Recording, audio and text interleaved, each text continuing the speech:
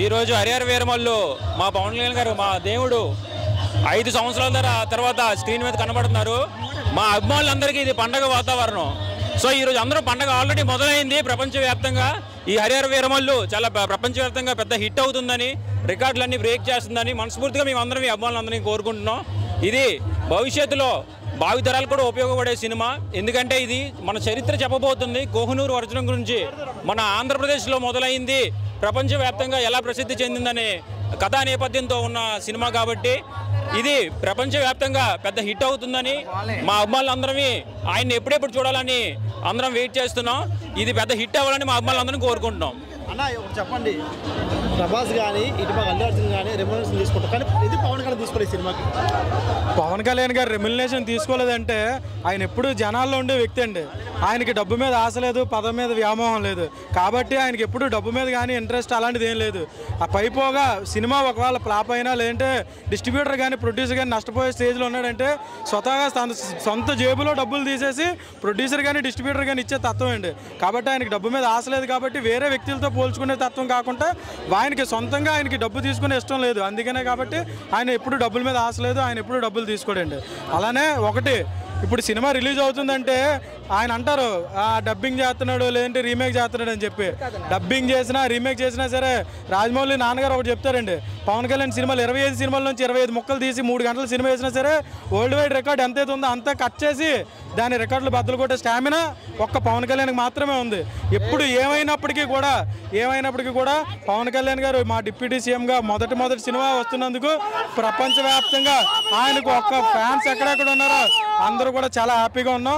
ప్రశాంతంగా సినిమా చూస్తాం, ప్రశాంతంగా ఇంటికి వెళ్తాం. ఆయన వెంట మేము ఎప్పుడు ఉంటామండి.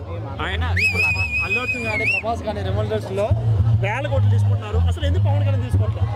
మా సార్ పవన్ కళ్యాణ్ చెప్పేది ఏంటంటే, సినిమాలు నా అభిమానుల ఆనందం కోసం తీస్తున్నాను, రాజకీయం నా ప్రజల భవిష్యత్తు కోసం మాత్రమే తీస్తున్నాను.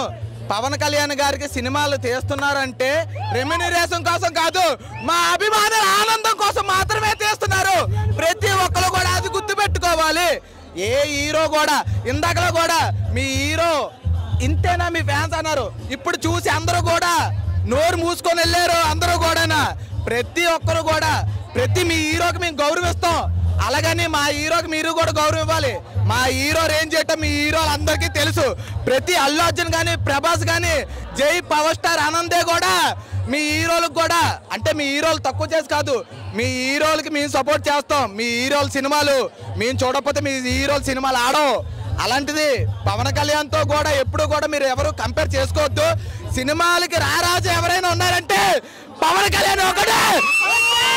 మాకు పవన్ కళ్యాణ్ స్క్రీన్ మీద కనబడితే చాలు, మాకు పవన్ కళ్యాణ్ డ్యాన్స్ వద్దు, డైలాగులు కాదు. జై జనసేన, జై జనసేన.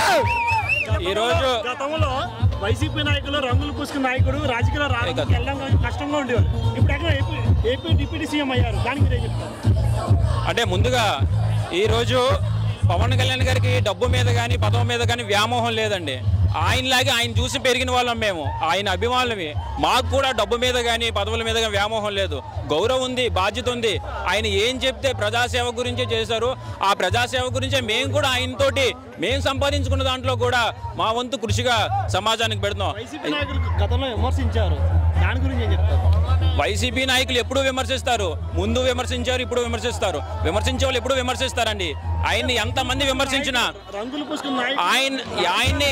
ఆయన్ని ఎంతమంది విమర్శించినా, ఎంతమంది ఏం చేసినా ఆయన స్థాయి తగ్గదు, ఆయన రేంజ్ తగ్గదండి. ఆయన్ని కాపాడుకోవడానికి ఎప్పుడు మా అభిమానులుగా మేము ఉన్నాం. ఆయన స్థాయి వేరు, ఆయన స్థానం వేరు. జై జనసేన, జై జనసేన, జై జనసేన.